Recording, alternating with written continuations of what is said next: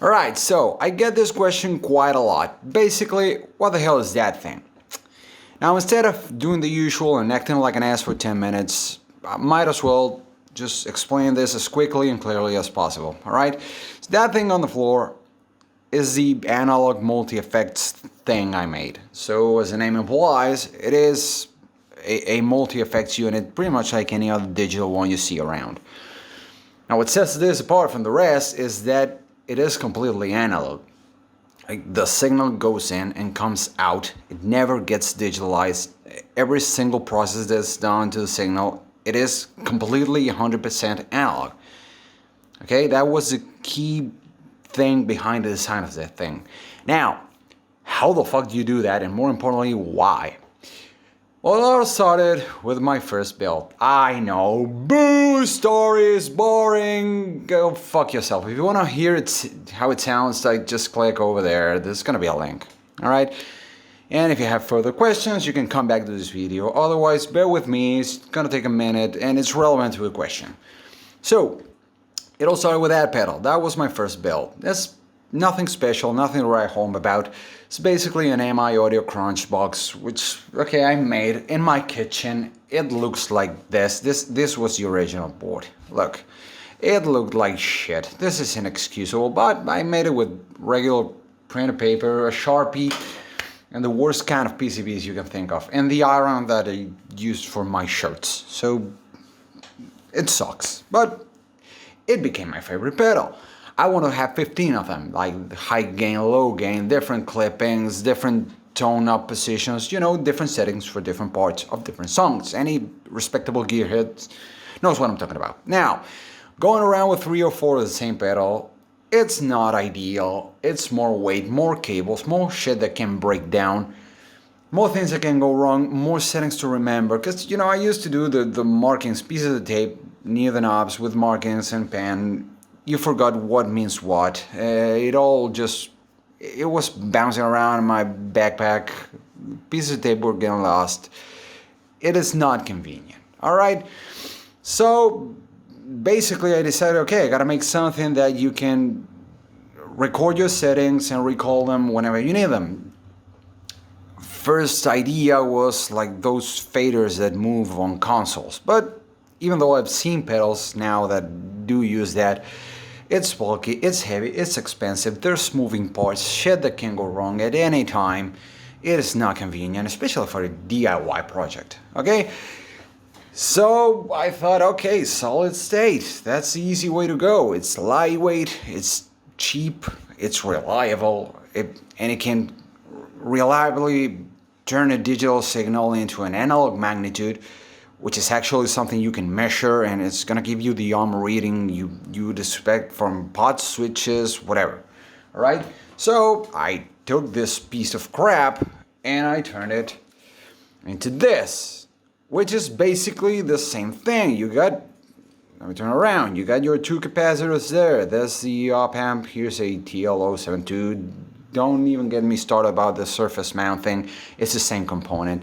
There's one LED here, the other one is inside the tape, but there's the 2 LEDs there. They are red. This little cap here, it's a tantalum capacitor, because here is a tantalum capacitor. So I went the lengths of making the exact same circuit. Same values, same components, same materials, same tolerances. Everything is the absolute fucking same thing. Okay? And it sounds the same. And you grab an oscilloscope and go at it, or you grab your multimeter and measure whatever you want to measure, and it's the same thing. You would never be able to tell the difference. So now what I have is that pedal in there. I have like a multi-setting analog pedal. And I'm going to stop right there and I'm going to show you how that sounds, and then we're going to go through the rest. Alright?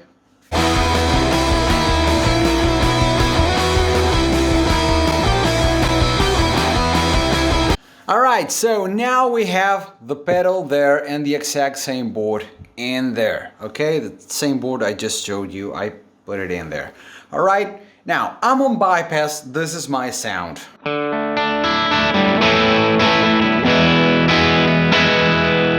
Okay, I'm going going straight into the amp, everything is disabled. This thing is actually plugged on a loop, alright, but I can do this.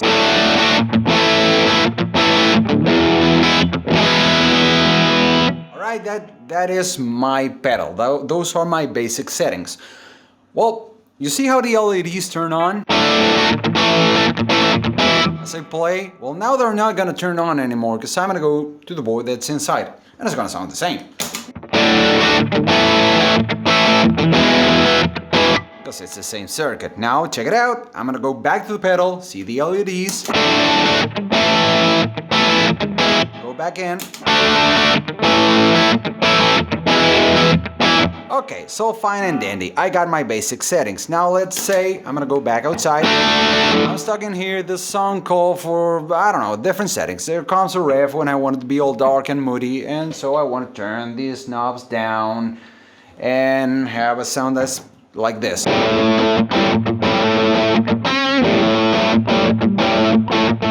That takes time. I'm stuck here. Well, I can just stomp here and I got the same thing. That's the pedal. That's the multi-effects. I don't know, I don't hear a difference. So now let's say we want to turn all the knobs all the way down, all the tone knobs go up. I want like a lot of gain and I want to have the clipping removed. Okay, so this is with the clipping. See, I'm outside, I'm gonna disable it. Okay, the LEDs are not gonna work, but I'm still inside. So now I have that sound.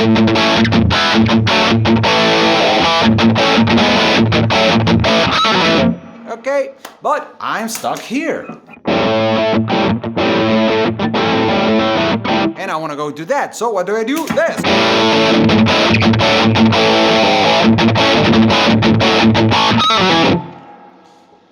Can you imagine how much time it would have taken during a song to do that? Instead, I do this.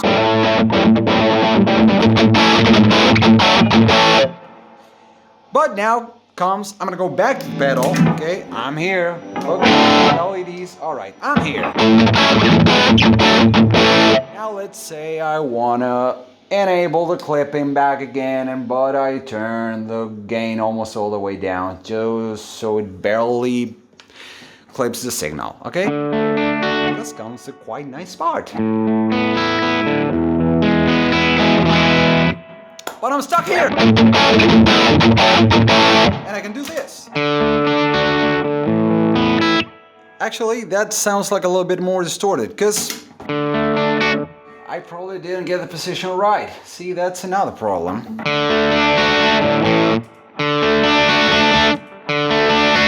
Now they sound pretty much the same, but that's the problem with this. These are not reliable. You never get them the same twice, okay? But if I want to recall the old, that dark riff, I'll go back to my initial settings, I'll play Ozzy, or go to the quiet part.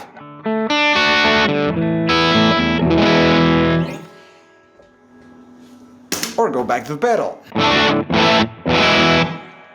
Now you see, that was all just one pedal, one memory bank. 5 options.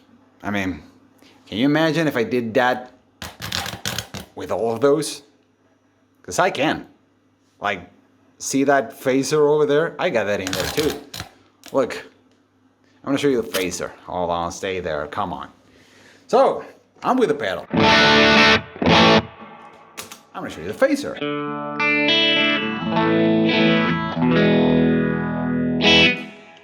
That is that pedal I just showed you. It's in there. It's analog. It's basically a Phase 90 with a bunch of mods. That's it. But it sounds like a Phase 90. Now I want to play with distortion. So distortion, phaser into distortion.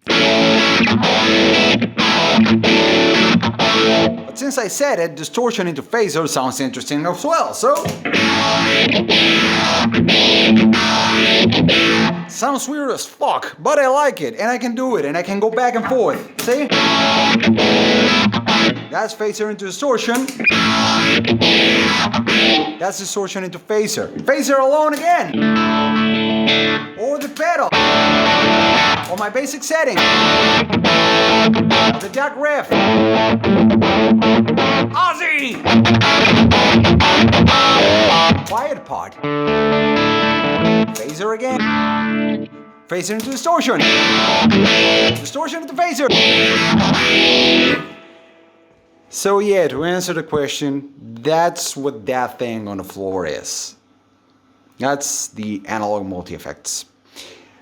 Plus, you can actually have 12 effects in there, and there's 2 loops, and you can split the signal and work in stereo and either go out to 2 different amps or merge them back together in phase or out of phase or at different levels, or go out of one loop to the preamp of an amp and come back and do your modulations and go out to the power section of another amp and do the same twice, because it works in stereo only on the other one. Instead of going to the power amp of another amp, you can go to a DI box, or I don't know what the hell you're playing and power goes out and I'm gonna unplug this shit and I still have a signal, because the thing puts itself into true bypass mode instantly. And you would never notice, and you just keep on trucking. So, keep on trucking. How fucking old am I? So, yeah, that's what the analog multi-effects is. I would drop a mic if I could, but I'm gonna drop a pic. I don't know. Later.